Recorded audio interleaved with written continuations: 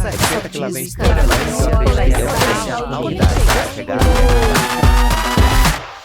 das vozes que o mercado ouve.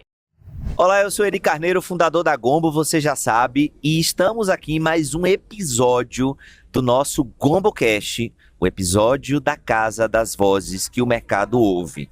E por falar em voz que o mercado ouve, assim, eu não tenho nem roupa para a pessoa que eu vou entrevistar aqui agora, porque ele é nada mais, nada menos do que Pierre, CEO do Omelete. Pierre, seja bem-vindo aqui ao nosso GomboCast. É uma honra conversar contigo. E, cara, aqui vai ser muito objetivo. Cara, quando vocês pensaram na CCXP, há 10 anos, né? Há 11 anos. 11 anos. O que era que tinha na cabeça de vocês? Muito boa pergunta. Primeiro, cara, um prazer estar aqui, Eri. Obrigado por me receber, parabéns pelo trabalho que vocês estão fazendo. Cara, a primeira coisa foi o seguinte, a CCXP foi criada no fruto de uma necessidade corporativa. O Omelete, que foi criado nos anos 2000, quando eu sou sócio fundador, mas só assumi a gestão, que a gente resolveu transformar o Omelete num business de verdade, vamos falar assim, em 2011. E aí, a gente vendia banner, vendia mídia. O que acontece foi, na hora que eu desenhei o business plan, em que o banner, a mídia, o CPM valiam R$20, mas na hora que eu fui executar, o banner estava valendo R$1 a R$2, eu falei, cara, ferrou, meu produto está valendo 10 vezes menos. E aí nós sentamos e falamos o seguinte, temos 6 milhões de fãs ultra engajados. 2011, não se comprava engajamento, só se comprava alcance. Eu me lembro de algumas empresas chegarem na gente e falar assim, pô, mas tem aqui o Baixa Aqui, que tem 5 vezes mais usuário que vocês. Por que vocês custam mais caro? A gente falava, cara, mas quem entra no Baixa Aqui, entra lá, baixa um software, vai embora, não sabe nem aonde passou. Você não converte esse cara em nada. E aí a gente tomou uma decisão. Tem algum evento dando dinheiro pra gente? Não. Então vamos criar o nosso. Tem algum e-commerce dando dinheiro pra gente? Não. Então vamos ter um e-commerce no grupo. E foi a partir dali que a gente tomou a decisão de transformar o que fez a gestão da empresa ficar muito mais complexa, que hoje a gente é um ecossistema de diferentes business, mas a gente juntou a necessidade com uma coisa que obviamente é nítida hoje na CCXP, que é a paixão. A gente sempre teve uma entrega muito verdadeira no Omelete, porque nós somos fãs das coisas que nós fazemos. E quando a gente decidiu fazer uma Comic Con no Brasil, a primeira coisa foi, cara, vamos fazer um evento incrível que nós, caso fôssemos ao evento somente como fãs, iríamos gostar. E, obviamente, a gente acertou mais do que isso, mas o princípio foi esse. Cara, eu fico particularmente muito feliz de ver, obviamente já sabia a história, mas a gente está compartilhando aqui com a nossa audiência, né, do GomboCast, porque eu me conecto muito com você quando você fala dessa coisa, porque de como nasce de uma necessidade. Você identifica a necessidade real do mercado. Eu não gosto de falar de dor, porque dor é outra coisa, mas uma necessidade que eu acho que é muito do que a gente na Gombo como aparece. Cara, os amigos chegaram e disseram, olha, tá chegando aqui marca, eu não sei o que fazer, eu só fiz dizer eu também não, vambora. E por muito tempo eu até não sabia o que eu estava fazendo. Eu sou contador de formação, eu trabalhei no mercado financeiro, eu não sou do marketing. Mas quando você fala disso, isso para mim é muito, particularmente me toca e eu fico feliz de alguma forma. Um dia a gente chega lá, tá? Onde vocês chegaram. Cara, eu acho que assim, a verdade é o seguinte, as pessoas romantizam as decisões. Decisões de empresas são feitas para o bem do negócio. É a mesma coisa que você achar que para fazer o bem você tem que ser uma ONG. Sim. Não. Você pode ter uma empresa tendo margem de lucro, sendo super legal e fazendo o bem. Sim, e sim. tendo um produto ou serviço que agrega valor para a sociedade. Né? Uma coisa não exclui a outra. Perfeito. Ô Pierre, assim, ó, a gente percebe que ao longo desses anos aí, desses 11, tem vários movimentos, eu acompanho alguns deles, mas eu quero fazer um recorte para o momento presente, onde a gente percebe que o Brasil tá, como é que eu vou dizer assim, o mundo está redescobrindo o Brasil, né? Tipo, até que enfim, o mundo está redescobrindo o Brasil, a gente enquanto essa fonte de soft power, Tá aí a prova, o engajamento que a gente tem nas redes sociais. O brasileiro passa em média de 7, 8 horas, periferia total do capitalismo, mas isso é um poder que a gente tem. Como é que vocês estão observando isso daí, menino? Conta pra gente, tem algum spoiler, tem alguma fofoquinha? Me conta. Não, muito bom entrar nesse tema. Eu acho que assim, a gente conseguiu uma coisa, até para nós, quando começamos com a CCXP, inimaginável, que era nos transformarmos no maior evento do mundo, o mais respeitado, de maior qualidade, que mais tem celebridade de Hollywood e que lança os maiores filmes e séries do planeta, né? Além da gente ter, sim, o core com o Art Zeller, com os artistas que criam as histórias desde o começo, né? Nós temos mais de 500 quadrinistas participando do evento. Mas, dito isso, a gente essencialmente recebeu muito conteúdo estrangeiro sempre, né? Se a gente analisar por que o mercado geek explodiu, foi ali no começo dos anos 2000 que saíram os primeiros filmes do X-Men, do Homem-Aranha, que tinham já uma qualidade de CGI muito alta, que, putz, a tela parecia realidade. O que é CGI? Só pra quem é leigo. Computer Graphic né, Interface, que é a parte de você ter computação gráfica. Perfeito, tá? ok. Personagem voando e todas aquelas coisas. Isso mudou, né? E aí o que aconteceu foram que os quadrinhos dominaram Hollywood. Grande parte dos blockbusters mundiais são assim, né? Nasceram muitos nos quadrinhos e depois foram para o cinema. E nessa lógica, a gente há um bom tempo incentiva a produção nacional, né? E a gente vê países como, por exemplo, a Coreia do Sul, Sim. que se preparou, teve investimento institucional do país e hoje é uma potência de cultura e é um país com 55 milhões de pessoas, né? Então, eu acho que assim, o mundo está começando a prestar atenção no Brasil. Eu não acho que a gente dominou o mundo, eu acho que existe agora uma convergência em que falar de conteúdo e produção brasileira fora do Brasil interessa, e a gente quer, com a CCXP, exponencializar isso. Então, um spoiler e coisa que eu já vou abrir para você a gente tem uma grande mudança no Unlock CCXP, que sempre foi o nosso evento de negócios dentro da CCXP. E esse ano a gente traz um mote que nós estamos chamando de o nascimento do Bebop. Nascimento do Bebop. Anotem isso, tá? Por quê? A gente quer exatamente fazer uma conexão entre os produtores de conteúdo brasileiro, estamos trazendo compradores e investidores de conteúdo internacionais e estamos promovendo ambiente de conversa e de debate e de painéis e apresentações para fomentar o Brasil para fora. Então, primeiro, a gente precisa se unir aqui dentro e que realmente criarmos uma expertise de que a nossa indústria do entretenimento é apta a fazer algo que transcenda o português, que pense num storytelling na forma que está sendo feita, que pode rodar o mundo todo. E o mundo quer isso, porque as histórias estão precisando ser renovadas, né? Mercadologicamente, a gente vê um crescimento grande da Ásia, da produção de conteúdo. Óbvio, eu falei aqui da Coreia, mas vai por mim que nos próximos anos a gente vai começar a ver muito mais coisa da China, a Tailândia já começou a vir com hype também. Então, eu acho que do lado de cá, do Ocidente, a gente tem muita oportunidade de novas histórias. E o Brasil tem histórias muito diferentes, únicas, exclusivas, que se preparadas para o mercado internacional, eu acho que tem boa chance de dar certo.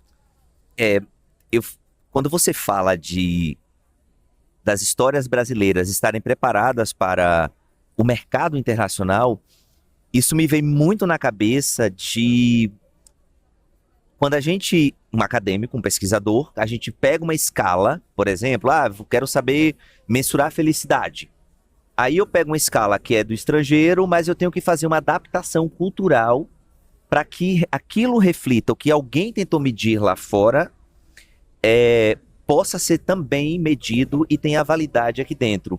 Então é como que você está falando, se a gente conseguisse traduzir a nossa emoção, o nosso jeito de ser brasileiro, para que as pessoas entendam e entendam, obviamente, mas que seja traduzido para a linguagem que o mundo entenda. Cara, não isso? É mais do que isso. Isso é um pedaço. E o seu raciocínio está correto.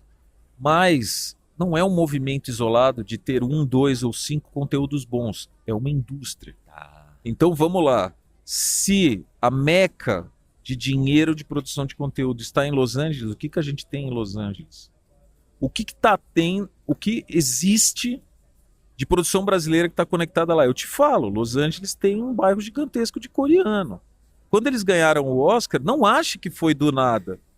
Foram muitos anos trabalhando ali e aprendendo uma outra coisa. Vou te dar um bom exemplo. Vamos pegar um livro épico brasileiro, Grande Sertão Veredas. Cara, até hoje, eu quero ler uma versão, um pedaço desse livro em inglês, porque assim, não consigo nem imaginar como que alguém traduz uma obra daquela. Com aquela linguagem que nós que falamos português, mas o livro não é português, né? Praticamente é um dialeto nordestino daquela época de 1950, quando ele narra tudo e tal. Mas como isso vai ser feito? Como que alguém que só lê em inglês vai se divertir com aquilo? Como que todas as sacadas são transferidas? Então, se a gente não criar isso e se achar que simplesmente a obra é boa em português, não é assim que funciona. Como que ela vai funcionar num país em que tem uma dicção completamente diferente, como a China? Então, assim, quando você pensar na produção, você tem que pensar na distribuição dela, em quem vai consumir. Outra coisa, não, mas é fácil, põe legenda. Tá bom, mas o americano, só para dar um exemplo, não assiste conteúdo com legenda. Nós estamos acostumados porque a maior parte dos blockbusters vem deles, e aí você fala, pô, não quero perder a interpretação da voz do ator, então eu prefiro legendado. Mas eles, todas as produções são de lá. Se você chegar ali só com uma legenda, você restringe o seu mercado. Não estou falando que não vai ter gente e nem que não é bom ver um filme com legenda. Mas mercadologicamente falando, nós temos que estar preparados para tudo. Perfeitamente. Olha, eu vou pular desse assunto porque também se conecta. A Omelete começou quando a gente tinha ali o nascimento da Creator Economy, aquela coisa toda e etc. Quando você olha para esse mercado, que de alguma forma a Omelete faz parte dele, não só da Creator Economy, mas também de entretenimento, aquela coisa toda. O que é que você percebe de principal mudança ao longo desse tempo para que chegue hoje nesse momento da gente aqui agora? Muito boa pergunta, vou fazer um comentário inicial. A CCXP nasceu há 11 anos atrás, o Omelete são 25 anos atrás, é antes da Creator Economy. Isso. Então a gente pegou toda elaboração de conteúdo em rede social do seu nascimento. Então eu me lembro quando no site do Omelete a gente teve que tomar a decisão de abrir para as pessoas comentarem as matérias. Isso não existia quando a gente lançou o site nos anos 2000. Me lembro depois que a gente tomou a decisão de criar o primeiro podcast geek do Brasil. Antes do YouTube estar liberado no Brasil. A gente fazia num player proprietário com o pessoal da Colmeia. E a gente teve reticência no começo a migrar para o YouTube. A gente fala, puta, mas como assim? Esse player é proprietário, a gente pode vender de repente. Cara, de repente o YouTube engoliu o negócio. A gente falou, meu Deus, decisão errada, deveriam ter entrado um pouco antes, né? E o nascimento dos influenciadores também passou pela gente. A gente veio de uma época em que a força da marca do Omelete, vamos dizer assim, na hora que a pessoa ia ler uma crítica ou qualquer recomendação do que assistir ou como se divertir, que a gente sempre fez na empresa, antes vinha muito assim, eu vi isso no Omelete. De repente, a gente começou a ver que o cara não, tô seguindo o Marcelo Forlani, eu vi isso aqui do Hessel, eu quero isso aqui do Thiago Romariz. A gente falou, opa, calma aí. As próprias pessoas que trabalham dentro do Omelete começaram a ter uma voz direta com a comunidade. E a gente falou, olha só, não quer dizer que a gente vai parar de ter o nosso posicionamento como marca, mas agora mudou. A gente vai ter que saber viver num ambiente híbrido, em que as pessoas têm muita voz ativa, são ouvidas, têm reputação, têm credibilidade, mas ao mesmo tempo a gente tem uma marca que é um guarda-chuva que integra os valores de todos. Então eu adoro falar que o Omelete não é só uma empresa nerd, nós somos uma casa de todos os nerds. Você não precisa estar no Omelete para fazer coisa com o Omelete.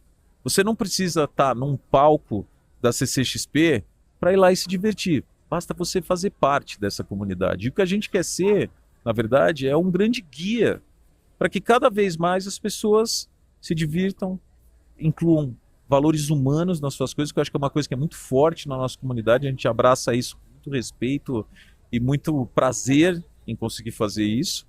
E caminhamos dessa forma, né? Eu acho que assim, só para fechar uma racional que já tô... Você vê que eu falo pouco, né? Não, fica tranquilo, Bem tá em casa, pouquinho. viu?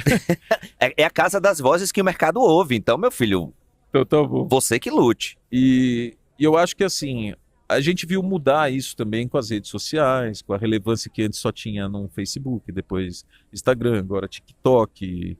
E provavelmente nos próximos anos sempre teremos coisas novas.